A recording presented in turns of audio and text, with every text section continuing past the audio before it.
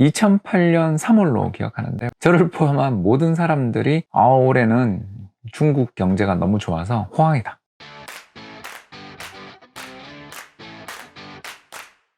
안녕하세요. 28년차 이코노미스트 홍춘욱입니다. 돈의 역사는 되풀이된다가 최근에 좋은 반응을 얻고 있는데 유튜브 구독자분들의 도움 덕분이라 생각하고 감사하게 생각합니다. 이번 시간에는 지난번 시간에 이어서, 지난번에는 이제 주식보다는 좀 부동산에 집중했죠. 어떨 때가 부동산 시장이 저평가된 시도가 나타나는가, 이런 부분에 대해서 말씀을 드린 바 있었는데요. 이번 시간에는 주식에 대해서 한번 말씀을 드려보도록 하겠습니다. 최근 들어 주식이 이제 팔 때 아니냐, 버블 아니냐, 막 이런 이야기들을 하시는 분들을 주변에서 종종 볼 수가 있는데, 어떨 때 주식을 팔고 달러로 서서히 갈아타는 게 좋은가, 이런 부분에 대해서 궁금하시는 분들을 위해서 한번 말씀을 드리겠습니다. 물론 책에 자세한 내용이 있다는 건 말씀드릴 수 있지만, 일단 유튜브에서는 좋은 점이 짧게 요약해서 말씀드릴 수 있다는 점 때문에 한번 만들어 봤습니다. 먼저 달러에 대해서 한번 제가 설명을 좀 드리려면, 일단 가장 달러를 빨리 사모으고 주식시장을 떠야 될 때의 특징이 바로 뭐냐면 만장일치 의견이 나올 때다, 이렇게 말씀을 드릴 수 있습니다. 2008년 3월로 기억하는데요. 그때 제가 모 은행에 수석 이코노미스트 일을 하고 있었습니다. 이코노미스트 일을 하면 여러분들하고 모여서 이제 연간 전망 회의 이런 걸 하는데, 그때 모였던 모든 사람들, 그러니까 즉 리만 사태 발발 6개월 전입니다. 저를 포함한 모든 사람들이 올해는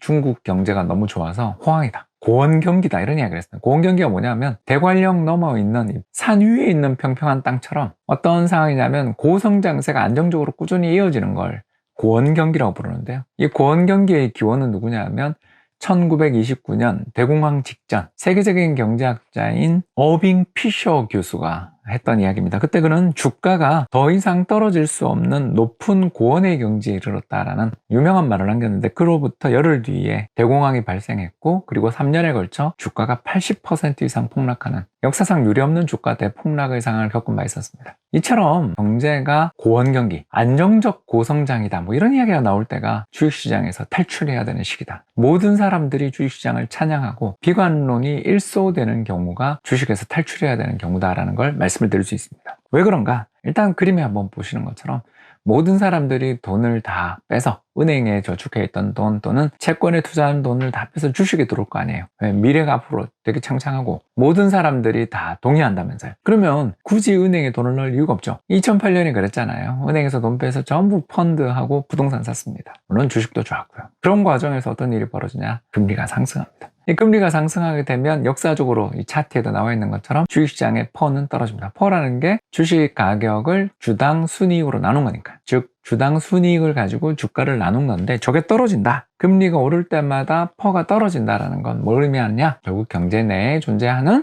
어떤 주식시장의 참가자들이 볼 때 금리 상승할 때 기업들이 어려워진다고 생각하면서 서서히 주식에서 오히려 돈을 뺄 때라는 것을 의미합니다. 시장 금리가 가파르게 상승할 때는 조심해야 된다는 거죠.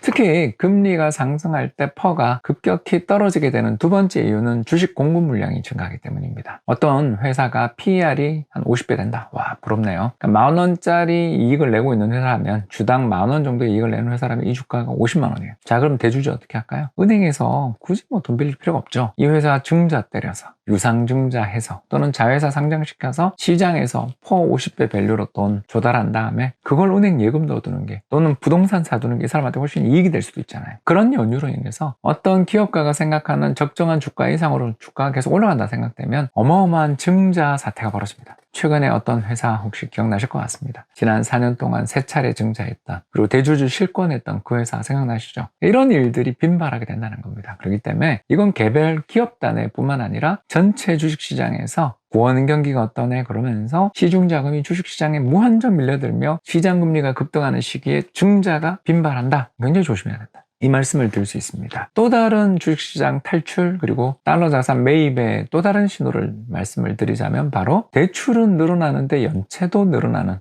무서운 이야기입니다.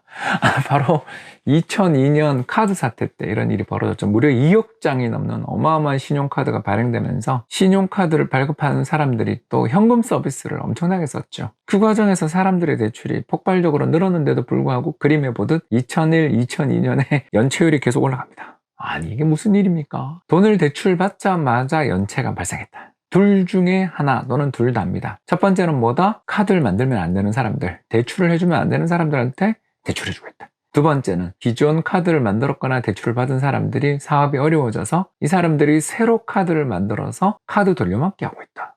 둘 다 할 수도 있겠죠. 아무튼 이런 일이 벌어질 때 금융시장에 붕괴가 출현합니다. 일단 은행이나 카드사들이 연쇄적으로 어려움을 겪고 심지어 외환은행 같은 경우에 해외의 사모펀드한테 팔려나갔던 게 바로 이 때문이었다라는 거 잊지 말아야 되겠습니다. 물론 그 뒤 2002, 2003년 상반기까지 우리나라 내수 경기 엄청나게 어려웠고 주식시장이 침체의 늪을 벗어나지 못했음도 또 기억하셔야 될 것 같습니다. 또 다른 주식시장의 탈출 신호 또는 달러 자산 매입의 신호를 하나 더 말씀드리자면 장단기 금리 역전이죠. 장기금리 빼기 단기금리를 한 게 장단기 금리 차인데 그림에 잘 나타나와 있는 바와 같이 장단기 금리가 역전될 때마다 불황이 출현하더라. 왜 불황이 출현하냐? 물음 첫 번째, 단기금리는 결국 정부정책금리에 의해서 좌우되는데 정부정책금리를 시장금리보다 더 높은 수준으로 인상했다는 이야기잖아요. 그럼 뭘 뜻하냐? 정부가 경기가 과열돼 있으니까 혼을 내주겠다라고 각오한 것을 뜻합니다. 따라서 단기금리가 이런 식으로 시장금리를 넘어설 정도로 올라간다. 이거 정부가 일단 긴축하고 있다는 뜻이니까 경기가 좋아지지 않을 겁니다. 두 번째, 은행들의 비즈니스가 어려워지죠. 왜? 대출금리는 결국 장기금리, 시장 장기금리랑 연동됩니다. 다음 그림 보시면 잘 나오죠. 빨간 선으로 표시된 부동산 담보대출 금리와 파란 선으로 표시되어 있는 정부의 정책금리는 함께 연동돼서 움직이는데 정부의 발행한 국채금리가 시장금리가 쭉 떨어진다. 그러면 은행의 대출금리도 떨어지고 은행 대출금리 계속 떨어지는데 이자 마진, 이자 수익이 줄겠죠. 그럼 은행들 입장에서 대출을 공격적으로 하기보다는 좀 옛날보다 보수적으로 대출을 해주려고 들고 은행이 대출을 회수하거나 또는 줄이려고 들 때 시장의 유동성이 줄어드는 이중고를 겪게 될 것입니다.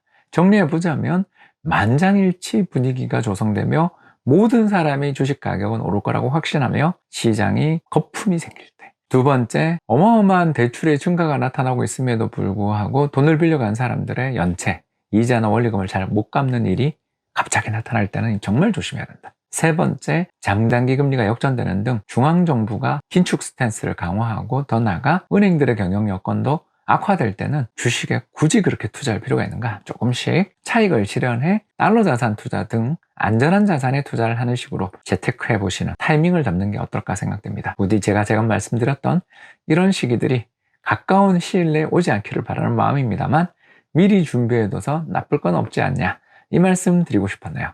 즐거운 투자 되세요.